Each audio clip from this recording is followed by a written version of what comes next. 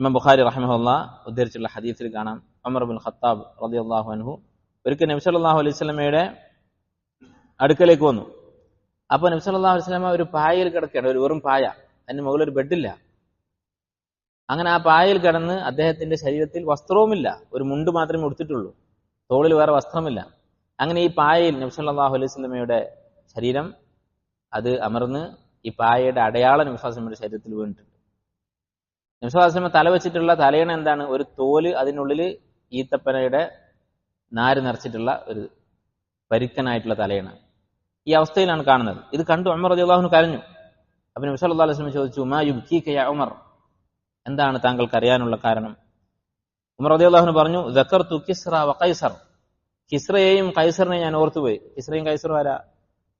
റോമക്കാരുടെയും പേർഷ്യക്കാരുടെയും രാജാക്കന്മാരാണ്. റോമക്കാരുടെ രാജാവ് കൈസറും പേർഷ്യക്കാരുടെ രാജാവ് കിസ്റയും അവരുടെ സ്ഥാനപ്പേരാണ്.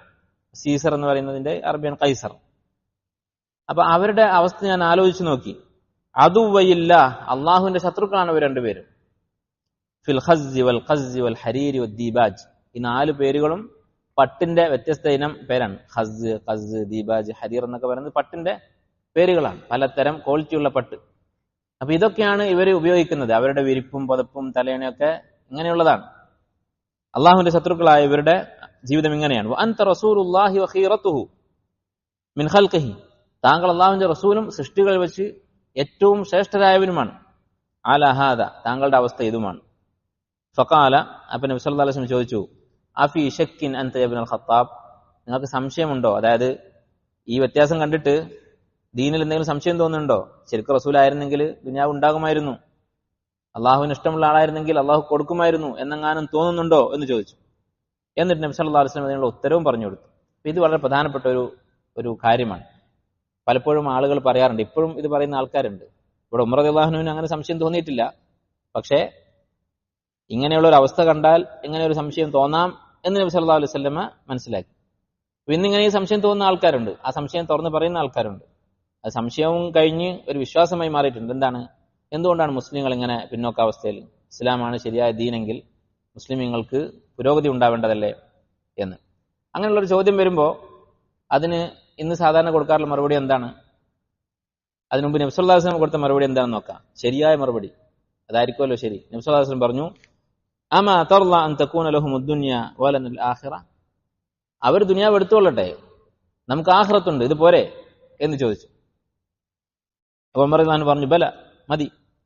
നബി സല്ലല്ലാഹു അലൈഹി വസല്ലം പറഞ്ഞു, ഖാല ഫഹുവ കദാലിക്, അതാണ് യാഥാർത്ഥ്യം. അവർക്ക് ദുനിയാവ്, നമുക്ക് ആഖിറത്ത്. ഉലൈക ഉജ്ജിലത് ലഹും തയ്യിബാതുഹും ഫിൽ ഹയാത്തിദ് ദുനിയ, അവർക്ക് അല്ലാഹു തആല കൊടുക്കാനുള്ളതൊക്കെ ദുനിയാവിൽ തന്നെ കൊടുത്തു തീർക്കാൻ തീരുമാനിച്ചിരിക്കുകയാണ്, ആഖിറത്തിൽ ഒന്നുമില്ല എന്ന് നബി സല്ലല്ലാഹു അലൈഹി വസല്ലം മറുപടി പറഞ്ഞു. ഇതാണ് നമ്മുടെ മറുപടി. ചില ആൾക്കാർ എന്താണ് പറയാ, അല്ല മുസ്ലിമീങ്ങൾക്ക് 6-ാം നൂറ്റാണ്ടിൽ കുറെ ഉണ്ടായിരുന്നു, അല്ലെങ്കിൽ ഇന്ന ശാസ്ത്രജ്ഞ മുസ്ലിമായിരുന്നു, ഇന്ന രാജ്യം വളരെ പുരോഗതിയുള്ള രാജ്യമായിരുന്നു, ഇന്നും ഗൾഫിൽ അതുണ്ട് എന്ന് പറഞ്ഞുകൊണ്ട് നമ്മൾ മറുപടി പറയും. അതിന്റെ ആവശ്യമില്ല. ആ മറുപടി ശരിയുമല്ല, ദീനിയായും ശരിയല്ല, യുക്തിപരമായും ശരിയല്ല.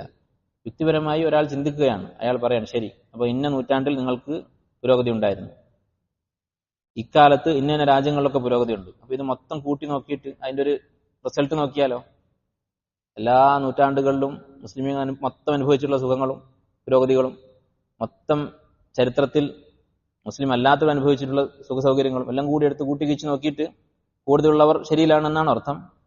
ഒരിക്കലുമല്ല. നബി സല്ലല്ലാഹു അലൈഹി വസല്ലമക്ക് ഇങ്ങനെ പറയാമായിരുന്നു, ദാവൂദ് അലൈഹി ഇസ്ലാം അങ്ങനെ അനുഭവിച്ചിട്ടുണ്ട്, സുലൈമാൻ അലൈഹി ഇസ്ലാമിന് 100 ഭാര്യമാരുണ്ടായിരുന്നു എന്നൊക്കെ പറയാമായിരുന്നു. പക്ഷെ അവിടുന്ന് അതാണോ പറഞ്ഞത്? അല്ല. അമാ തർള അൻ തകൂന ലഹുമുദ് ദുനിയ വലനാ അൽ ആഖിറ, നമുക്ക് ആഖിറത്തും അവർക്ക് ദുനിയാവും. ഈ ഉത്തരത്തിന് എന്തെങ്കിലും പിന്നെ തർക്കുത്തരം പറയാനുണ്ടോ? ഒന്നും പറയാനില്ല. അതാണ് നബി സല്ലല്ലാഹു അലൈഹി വസല്ലമ പറഞ്ഞ മറുപടി.